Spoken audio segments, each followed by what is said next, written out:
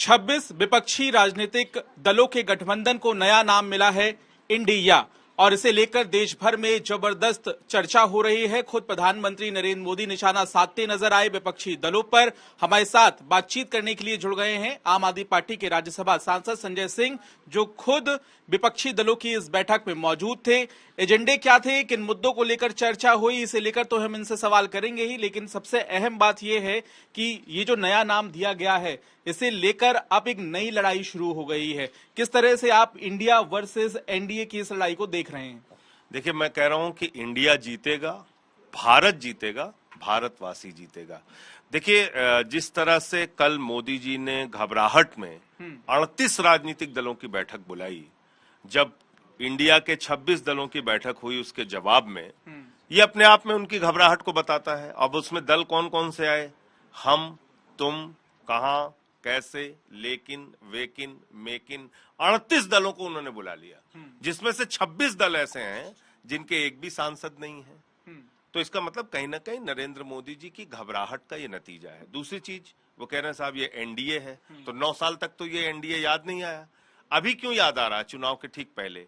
क्योंकि ये जो इंडिया की बैठक हुई है, इससे कहीं ना कहीं मन में घबराहट है, और ये एनडीए नहीं है, ये न्यू डीलर ऑफ अडानी है। देश की सरकार जो चल रही है वो एक ही आदमी के लिए काम कर रही है। आकाश से लेके पाताल तक, हवाई जहाज हो, सी पोर्ट हो, एयरपोर्ट हो, कोयला हो, गैस हो, बिजली हो, पानी हो, सड़क हो, सीमेंट हो, स्टील हो, सब कुछ उसको देते जा रहे हैं। तो वो अडानी के लिए काम करेंगे, हम इंडिया के लिए काम लेकिन करेंगे। जैसे राजनीतिक दल विपक्षी दलों के साथ जुट रहे हैं, वैसे एनडीए के साथ भी जुट रहे हैं, उसमें दिक्कत क्या है? सब अपनी शक्ति प्रदर्शन कर ही रहे हैं। आपको बिल्कुल शक्ति प्रदर्शन करें, हम उसका स्वागत करते हैं, शक्ति प्रदर्शन करना ही चाहिए। लेकिन जिन दलों को उन्होंने बुलाया वो कह रहे हैं बेचारे कि हम दल नहीं है, हमको कमल के दलदल में मत खींचो। लेकिन मोदी जी कह रहे हैं नहीं नहीं, आओ आओ आओ। क्या हो रहा है वहां बैठक में? कोई कह रहा है हुजूर हमने 5,000 करोड़ का घोटाला किया है, दूसरा कह रहा है हुजूर हमने 10,000 करोड़ का घोटाला किया है, तीसरा कह रहा है हमने 20,000 करोड़ का किया है। तो मोदी जी कह रहे हैं चिंता मत करना, तुम्हारा भाई मौजूद है। अभी 70,000 करोड़ के घोटालेबाजों को हमने एक को मुख्यमंत्री बनाया, दूसरों को मंत्री बनाया। तो मेरे ख्याल से अब सिर्फ दाऊद इब्राहिम का बीजेपी में जाना बाकी रह गया है, वरना तो उत्तर प्रदेश में जिन लोगों के घर पे बुलडोजर चलाते थे उनको अपने गठबंधन में शामिल कर लिया। तो बीजेपी के अंदर अब कुछ नैतिकता बची नहीं, कुछ बात कहने के लिए बची नहीं। और मैं समझता हूं कि ये जो न्यू डीलर ऑफ अडानी है, इनका एनडीए, ये इंडिया से हारेगा। आपको लगता नहीं है कि आप एक नाम लेकर कहीं ना कहीं विवादित बयान भी दे रहे हैं? क्योंकि राजनीतिक दलों में टिप्पणियां तो होती रहती हैं। कोई विवादित बयान है ही नहीं है। मुझे आके मोदी जी बता दें कि हवाई जहाज किसके पास है, एयरपोर्ट किसके पास है, सी पोर्ट किसके पास है, कोयला किसके पास है, गैस किसके पास है, बिजली किसके पास है, पानी किसके पास है, सड़क किसके पास है, स्टील किसके पास है, सीमेंट किसके पास है? जवाब दे दे मोदी जी, मना कर दे। दाऊद इब्राहिम की बात कर रहा हूं, जो आपने दाऊद इब्राहिम का नाम लिया उसकी बात। भैया, जिनके घरों पे बुलडोजर चला रहे थे उत्तर प्रदेश में, उसके साथ गठबंधन कर लिया। अब दाऊद का ही तो शामिल रहना बाकी रह गया है। जिन लोगों पे यूएपीए, एनएसए, पता नहीं कौन कौन सी धाराएं लगा रहे थे, जिनके संबंध इकबाल मिर्ची और दाऊद इब्राहिम किससे किससे बता रहे थे, सबको तो अपने साथ लेके आए भैया। अब क्या बचा है? अब तो सिर्फ दाऊद का शामिल होना रह गया है, उसी को शामिल करना बाकी है। मेरा सवाल बैठक को लेकर है, क्योंकि देश के लोग ये भी जानना चाहते हैं कि ये जो इंडिया है ये किस दिशा में जाएगा, क्योंकि चर्चा आप लोग कर रहे हैं किसी राज्य में। सवाल है, सवाल है कि 18 करोड़ नौकरियों का क्या हुआ। सवाल यह है कि आपने महंगाई कम करने की बात कही थी, उसका क्या हुआ? स्वामीनाथन आयोग की रिपोर्ट लागू करने और फसल का दाम दोगुना करने की बात कही थी, उसका क्या हुआ? काला धन क्यों नहीं आया और 15 लाख मिला क्यों नहीं अब तक? आपने जवाब दिया इन सारे मुद्दों का कि देश के नौजवानों को आपने अग्निवीर में झोंक दिया, 4 साल में उनकी जिंदगी बर्बाद करके आप उनको छोड़ दे रहे हैं। तो मुझे लगता है कि और अभी एक रिपोर्ट आई है कि जो लोग अग्निवीर बन रहे हैं वो कई कारणों से छोड़ के भी आ रहे हैं। तो मुझे लगता है कि ये सारे सवाल हैं, मुद्दे हैं जो इंडिया इनसे पूछेगा, और जिसका कोई जवाब ये एनडीए जो न्यू डीलर ऑफ अडानी है इनके पास नहीं है। नहीं, लेकिन मेरा सवाल ये है कि ऐसा ना हो कि जनता कंफ्यूज है, लोग कंफ्यूज है, आप अपनी मीटिंग करते रहें और लोगों को ना समझा पाए कि आखिर किसको वोट करना है, किस पार्टी के साथ जाना है। ओहो, उनको समझाने की क्या जरूरत है? जो आदमी 260 रुपए किलो का टमाटर खरीद रहा हो तो भोग रहा है भाई। जो नौजवान बेरोजगारी के कारण आत्महत्या करने के लिए मजबूर है वो भोग रहा है।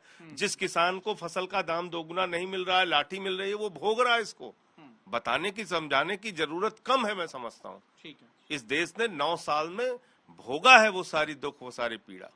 बैठक के बाद एक चर्चा और हो पड़ी है कि ये जो नाम दिया गया है इंडिया, ये नाम जो है वो कैसे आया सामने, बैठक में कैसे चर्चा हुई, इस किसने प्रस्ताव रखा, चर्चा हुई या नहीं हुई, और इसे लेकर एक सवाल और है, मैं आगे पूछूंगा, लेकिन बैठक में क्या हुआ इस नाम को लेकर वो थोड़ा बता दीजिए। मैं आपसे यही कह रहा हूँ कि नाम अच्छा है ना, इंडिया का नाम है, अच्छा नाम है, सब लोग स्वागत कीजिए। बैठक में स्वागत हुआ, सभी ने किया, सबने किया, स्वागत है। लेकिन चर्चा ये आ रही है, खबर ये आ रही है कि नीतीश कुमार नाराज हो गए हैं, और ये बात भी सामने आ रही है तो कि बताया कांग्रेस जो है वो गठबंधन को हाईजैक करे। नहीं, खबर आई है ये नहीं, तो, मैं कह रहा हूँ नीतीश कुमार जी ने कहा, सूत्र होते हैं हमारे भी, वो भी खबर भेजते रहते हैं। आपको बताया नीतीश कुमार जी ने कोई बयान दिया, उनका कोई आधिकारिक बयान आया क्या? आने दीजिए, अगर ऐसा कुछ उन्होंने कहा हो तो आप बताइए। तो सकारात्मक रूप से देख रहे हैं आप इस गठबंधन को? निश्चित रूप से सकारात्मक रूप से देख रहे हैं, और मोदी जी के घबराहट के रूप में भी देख रहे हैं कि इस गठबंधन से मोदी जी कितना घबराए हुए हैं। अब तक क्या कहते थे अकेला शेर है, सबको खा डालेगा, सबको पकड़ लेगा, सबको पटक देगा, सबको निपटा देगा, सबको समाप्त कर देगा। अब क्या हुआ भैया? अब आप कैसे कैसे, हम तुम कहाँ कैसे, लेकिन वेकिन सबको बुला ले रहे हो आप। लेकिन वो तो ये कह रहे हैं कि एक चेहरे में कई चेहरे पहने, ये मजबूरी का गठबंधन। तो 38 चेहरे जो हैं वो किसके किसके हैं? इसमें किसके किसके चेहरे हैं? कौन इसमें अमरीश पुरी है, कौन ओमपुरी है, कौन सदाशिव अमरापुरकर है? बताइए ना भाई, कौन कौन है बताइए। सीट शेयरिंग, चुनाव कहाँ लड़े जाएंगे, जाहिर है आप ये कहेंगे कि अगली बैठक में चर्चा होगी, लेकिन क्या इन मुद्दों को लेकर भी चर्चा हुई? महंगाई वगैरह तो आपने बता ही दिया। क्या राजनीतिक दल के जो मुद्दे हैं उनको लेकर चर्चा आने वाले दिनों में होगी, या आने वाले दिनों में बहुत सारे विषयों पे जब चर्चा होगी, कोई निर्णय होगा तो उसको हम लोग सार्वजनिक करेंगे। अभी तो जो कल बातें तय हुई हैं वो आपके सामने रखा। आम आदमी पार्टी कोई मांग रख रही है जी? आम आदमी पार्टी कोई मांग रख रही है? ऑर्डिनेंस का मुद्दा था, उस पे कांग्रेस पार्टी ने विरोध करने का निर्णय लिया है, हम उसका स्वागत करते हैं।